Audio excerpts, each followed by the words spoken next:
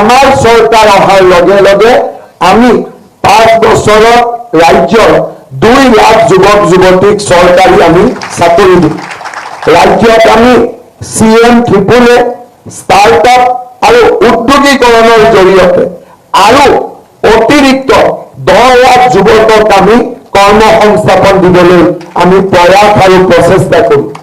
ৰাজ সাহায্যযুক্ত দলত মচুৰ দাইল, চেনি, নিমখ আৰু মিঠাতেল আমি যোগান ধৰিম আৰু অত্যন্ত দুখীয়া পৰিয়াল ইয়াক আমি বিনামূলীয়াকৈ যোগান ধৰিম। আমি ৰাজ্যত এটা নতুন আন্দোলন কৰিব খুজিছো। প্ৰধানমন্ত্ৰী ডাঙৰীয়াই কয় 1 ডিষ্ট্ৰিক্ট 1 প্ৰডাক্ট। প্ৰধানমন্ত্ৰী ডাঙৰীয়াৰ কনচেপ্টক আমি আগুৱাই লৈ আমি ৰাজ্যত আৰম্ভ কৰিব খুজিছো এক নতুন বিপ্লৱ। 1 district 1 university 1 medical college 1 engineering college. 1 district এখন জিলা, এখন মেডিকেল কলেজ, এখন বিশ্ববিদ্যালয়, এখন অভিযান্ত্ৰিক মহাবিদ্যালয়। অসমৰ প্ৰতিখন জিলালৈ ইয়াক আমি আগুৱাই লৈ যাম।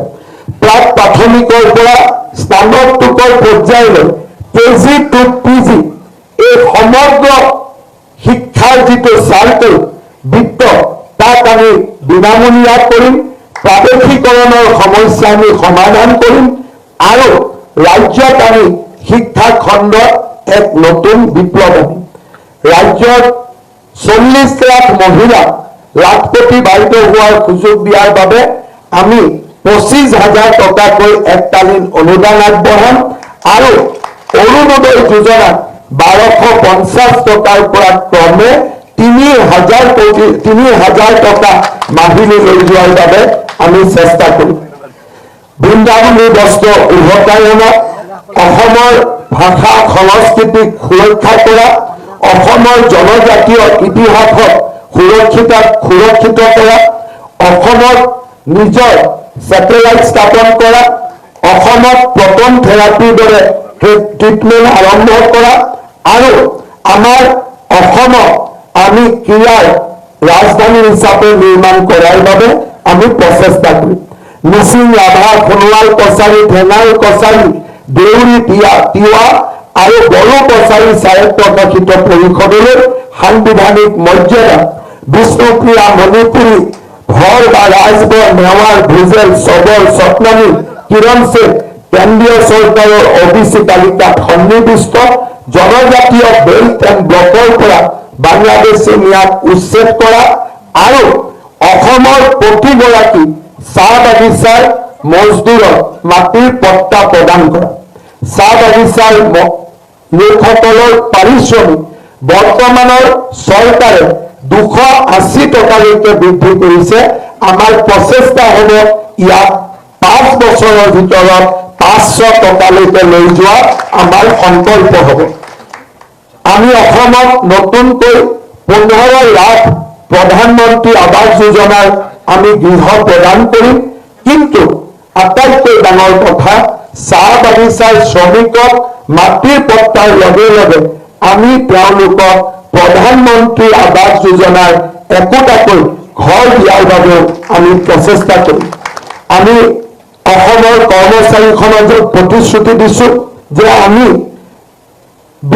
আমাৰ দৰমহা আয়োগৰ প্ৰতিবেদন কেন্দ্ৰীয় চৰকাৰৰ লগত একেদিনৰ পৰাই আৰু একেটা মানদণ্ডৰে আমি ৰূপায়ণ কৰিম।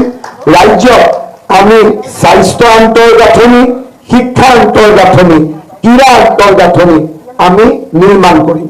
শ্ৰদ্ধাৰ সুধীবৃন্দ, মই বিশ্বাস কৰোঁ প্ৰধানমন্ত্ৰী নৰেন্দ্ৰ মোদী ডাঙৰীয়াৰ আশীৰ্বাদত অহা 5 বছৰ অসমৰ ৰাইজে যদি ভাৰতীয় জনতা পাৰ্টিক চৰকাৰ গঠন কৰিবলৈ সুযোগ দিয়ে, আমি অসমক ভাৰতৰ সৰ্বশ্ৰেষ্ঠ আৰু শক্তিশালী ৰাজ্যসমূহৰ মাজত এখন হিচাপে আমি প্ৰতিষ্ঠিত কৰিব পাৰিম। অসমৰ সোণোৱালী ইতিহাস আৰম্ভ হৈছে। আমি আমাৰ ভৱিষ্যত প্ৰজন্মৰ বাবে, আমি অসমৰ কৃষকৰ বাবে, আমি অসমৰ শ্ৰমিকৰ বাবে, আমি অসমৰ জনতাৰ বাবে অহা 5টা বছৰ আমি নিৰন্তৰ কাম কৰিম। কৃষকক MSP আৰু আধুনিক কৃষিৰ আন্তঃগাঁথনি আৰু উদ্যোগীকৰণত কৃষি আৰু উদ্যোগীকৰণ দুইটাকে সমান্তৰালভাৱে আমি আগুৱাই লৈ গৈ অসমক আমি এক নতুন সপোন দিম যাতে অসম অসমীয়া ভাৰত আৰু ভাৰতীয়ৰ আকাশ চোৱাৰ সপোন দেখিব পাৰে আৰু আমি সঁচাকৈ আকাশখনক চুবৰ বাবে আমি ভাৱবান হ'ম। बहुत बहुत धन्यवाद। मैं निश्चितभावे हमें एक बात बोलना ही पड़ेगा। आज हमारे मैनिफेस्टो उद्घाटन के लिए भारत सरकार के वित्त मंत्री निर्मला सीतारमण जी का जो उपस्थिति है, ये उपस्थिति एक सिग्नल देते हैं, सिंबलाइज करते हैं कि असम का डेवलपमेंट खाली असम सरकार अकेला नहीं करेगा, भारत सरकार और असम सरकार मिलकर प्रधानमंत्री how central and state government can work together and a troubled state can be developed into a most advanced stage among our country. In 2015 and 16, the last year of Congress government, অসমৰ GDP আছিল 2.17 লাখ টকা আৰু 2026-27 চনৰ অনুমান অনুসৰি অসমৰ GDP হ'বগৈ 8.80 লাখ কোটি টকা।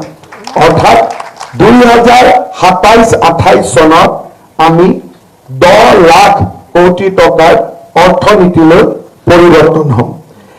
চেন্ট্ৰেল টেক্স 2013-14 চনত আমালৈকে বছৰি হস্তান্তৰ হৈছিল 11,575 কোটি টকা। The devolution of central tax to Assam was 11,575 crore in 2013 and 14.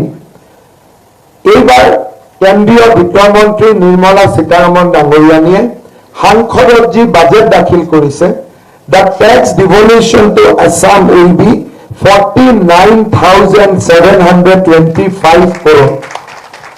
11,000 পৰা 50,000 কোটি টকা অকল কেন্দ্ৰীয় চৰকাৰৰ সহায় আমাৰ ৰাজ্যলৈ আহিব। 2011-12 চনত অসমৰ জনমূৰি আয় আছিল 41,142 টকা আৰু আজি অসমৰ জনমূৰি আয় 1,85,000 কোটি টকা। অসমত দৰিদ্ৰতাৰ হাৰ আছিলে 36% in the last year of Congress government আৰু এই বছৰ অসমত দৰিদ্ৰতাৰ হাৰ হৈছে 14%. From 34% we brought down the poverty rate only to 14%.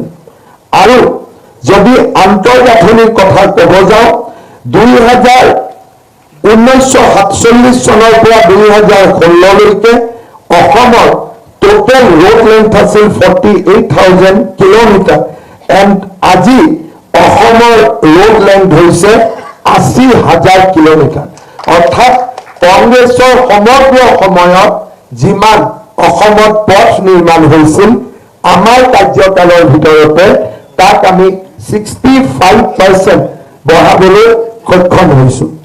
অসমত আমি যদি চাব যাওঁ বিশ্ববিদ্যালয়, medical college, cancer hospital, maternal mortality rate যোৱা 10 বছৰ বিশেষকৈ যোৱা 5টা বছৰ আছিল অসমৰ বাবে এক স্বৰ্ণীল যুগ। অসমৰ এই যিটো সোণোৱালী অধ্যায় তাক আমি আৰু আগুৱাই লৈ যাব খোজো। আমি অসমক ভাৰতৰ ভিতৰতে এখন উজ্জ্বলতম ৰাজ্য হিচাপে নিৰ্মাণ কৰিব খোজো। We don't want to be a dependent state.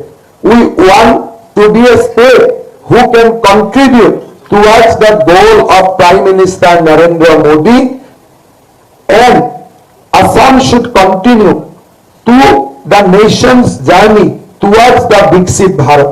We do not want to be a dependent state.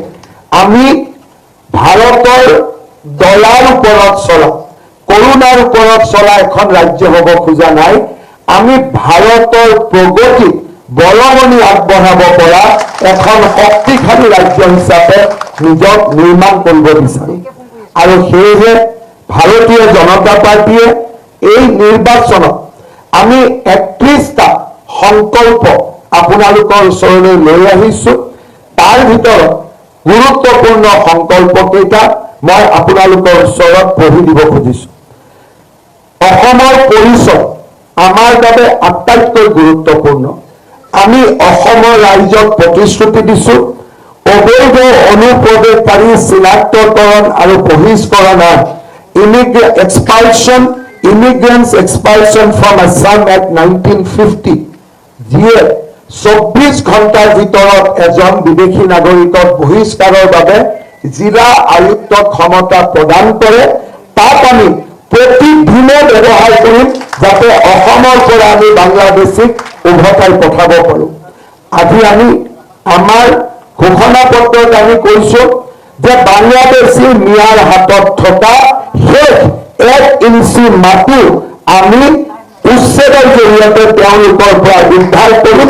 আমি বাংলাদেশী মিয়াৰ হাতত 1 ইঞ্চি মাটি থাকিবলৈ নিদিওঁ। এয়া হৈছে আমি অসমৰ পৰিচয় ৰক্ষাৰ বাবে আমাৰ সংগ্ৰাম, তাক আমি অব্যাহত ৰাখিম। অসমত আমি আমাৰ চৰকাৰ অহাৰ লগে লগে 6ষ্ঠ অনুসূচী আৰু জনজাতীয় লোকসকলক বাদ দি আমি অসমত ইউনিফৰ্ম চিভিল কোড আমি প্ৰৱৰ্তন কৰিম আৰু ই আমাৰ চৰকাৰৰ এক লক্ষ্য হ'ব। লাভ জেহাদ আৰু ভূমি জেহাদৰ বিৰুদ্ধে আমি কঠোৰ আইন বলবৎ কৰিম আৰু আমি অসমত থকা বাংলাদেশী মিয়াৰ আমি ৰাজহাল ভাঙি দিম। এয়া আমাৰ সংকল্প। অসমৰ বিকাশ আমাৰ বাবে আটাইতকৈ গুৰুত্বপূৰ্ণ। অহা 5 বছৰত পথ, ৰেল, বিমান আৰু জলপথ এই 4টা খণ্ডক সামৰি, স্বাস্থ্য আৰু শিক্ষা খণ্ডক সামৰি আমি 5 লাখ কোটি টকাৰ ব্যয়, মূলধনী ব্যয় আমি অসমত কৰিবৰ বাবে আমি সিদ্ধান্ত লৈছো। আমাৰ ৰাজ্য চৰকাৰে স্পষ্টভাৱে অসমক বানমুক্ত হিচাপে গঢ়ি তোলাৰ বাবে আমি প্ৰচেষ্টা কৰিম আৰু ৰাজ্যক বানমুক্ত কৰিবলৈ আমি প্ৰথম 2 বছৰতে 18,000 কোটি টকা আমি ব্যয় কৰিম। অসমৰ যুৱক যুৱতী আমাৰ